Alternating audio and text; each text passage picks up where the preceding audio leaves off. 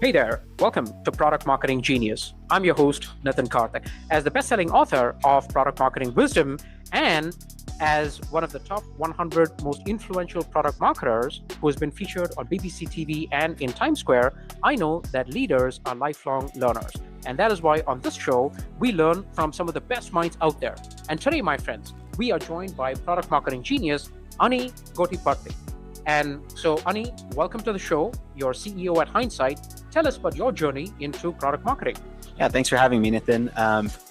Like you said, I'm one of the founders of Hindsight. We're a win-loss analysis and competitive intelligence platform. We essentially help product marketers and sales teams understand why their buyers are making the decisions they're making so that they can write, better messaging, launch better products, and, make overall better decisions. My journey into product marketing was maybe a little bit different than most folks. I started as a product manager. I went to school at Berkeley for computer science and design.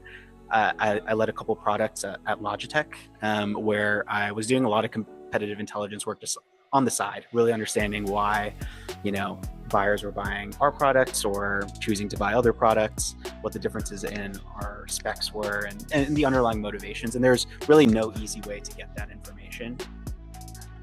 When I started Hindsight, we went through Y Combinator and started working with go-to-market teams to use AI to solve this problem. And so over the course of the last year, we've worked with dozens of product marketing and RevOps and enablement teams to really try and answer this question of how do you figure out what the truth is when you're talking to your buyers.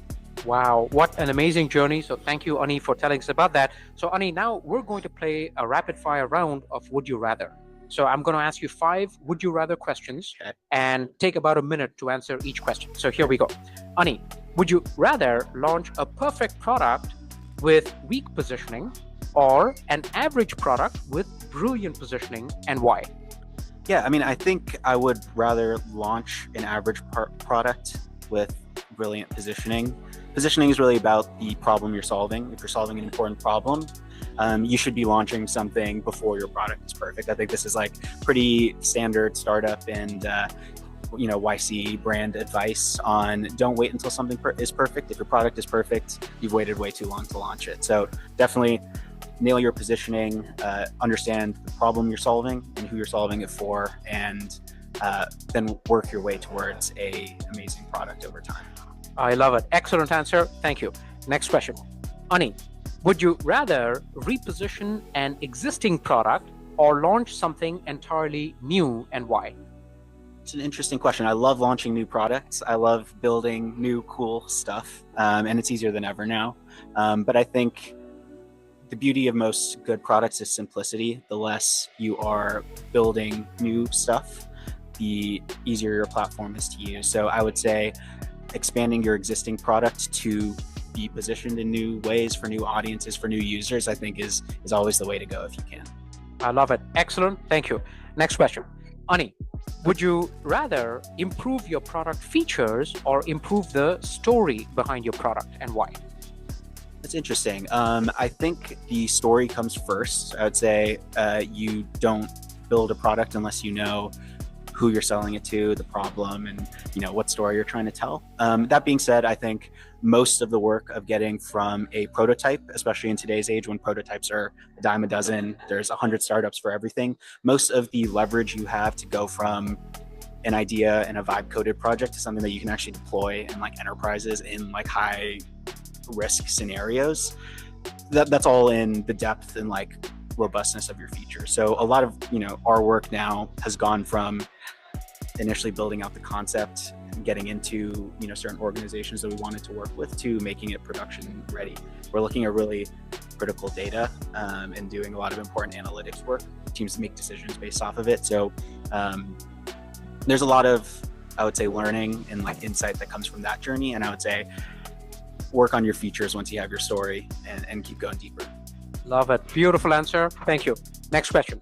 Ani, would you rather have a differentiated product that very few understand or a simple product that everyone understands, and why? I don't believe in making everyone understand something. And maybe this is just my bias, but I think your product should be very specific to a specific audience. I wouldn't expect a software engineer to understand an SEO tool. The problems that we solve for our customers should be tailored to their problem, and not everyone has the same problem. People have different areas of expertise. So I would rather have a product that solves a complex problem that someone's facing that maybe not everyone understands, but solves it in a way that's beautiful and like helps them. So I would say probably a less understood or less broadly understood, but better product, maybe more complex or technical products, wins at the end of the day. I love it. Excellent answer. Thank you. Last question. Here we go. Let's get this. We'll save the best for the last here. Okay. So, Ani, would you rather win on product innovation or win on category creation, and why?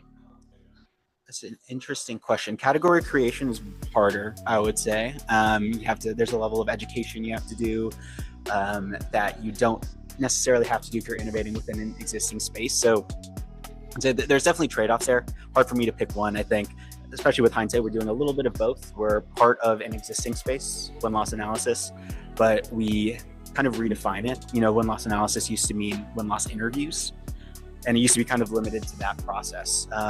We're sort of defining a new either lane within win-loss analysis or something broader, which is an infrastructure or truth layer for your team that goes outside of interviews, that goes into analyzing every deal that you're working on. So hard to say. Building categories is definitely hard, and we run into that in the field a lot. So if I had the option, I'd probably try and win within an existing market. But if you can define a category, I think there's a lot of addressable market for you to grab.